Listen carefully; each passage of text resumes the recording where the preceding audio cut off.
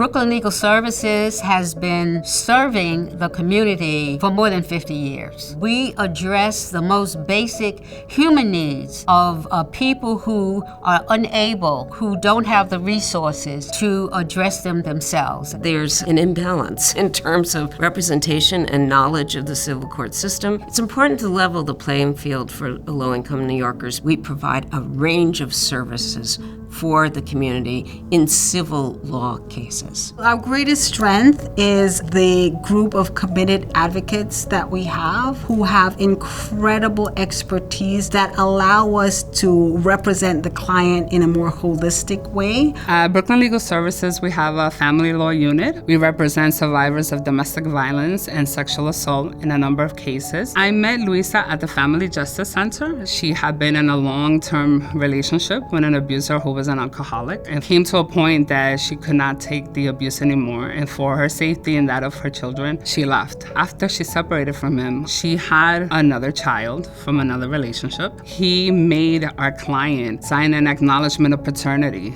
designating him as the father of this young child that he knew was not his child. He started stalking our client. On one evening, he broke into her home, he strangled her, and stabbed her multiple times in the presence of his daughter, who was beyond traumatized. Sí, fue traumático, no tanto para mí, sino por mis hijos, más para la hija de mi expareja, pero con la ayuda de Dios empecé a acercarme más y ahí fue donde un día pensando, tuve que pedirle perdón a mis hijos, quizás lo hice pensando en el bien mío, pero no en el de ellos. When she came to us, he was incarcerated asking for visitation with his daughter and the youngest child. We started a paternity proceeding to challenge that acknowledgement of paternity. We secured an order that stated that he was not the father, and then we were able to establish the paternity rights of the youngest child's biological father, Angel, who is now our client's husband. And we were able to get his applications dismissed. After the cases in family court were resolved, we represented Luisa in an application. It's called a U visa. It's an immigration application for victims of crimes. And this is really an application that is a path to U.S. citizenship. We filed for her. We also filed for Angel, her new spouse. A few months ago, we received a notification that the application was approved. Both Luisa and Angel are going to be able to remain in the United States. They're going to be able to provide for their children and see their children grow up in this country. Yo sentí una emoción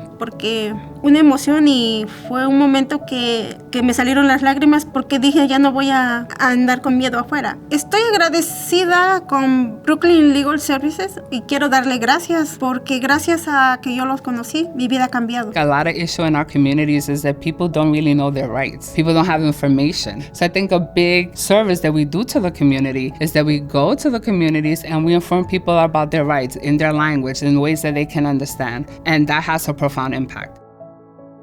Every single practice area in Brooklyn Legal Services is amazing and does incredible work that everybody needs. But I think what makes the education unit a little different is that we are talking about the future of our young clients, because when they are well educated, when they have what they need to succeed in life, they will become happy adults. Sometimes, unfortunately, students are not making the academic progress that people believe are age appropriate. Unfortunately, Alejandra was not meeting them, although she was being given services that the Department of Education believed would solve the problem. And so Carla gave the DOE the opportunity to allow her to go into these classes, but unfortunately, there just was not any progress at all. It was clear that it wasn't Alejandra. We needed to change the environment in order to get her to make the progress that we knew that she could make. En la escuela no me la entendía porque al no tener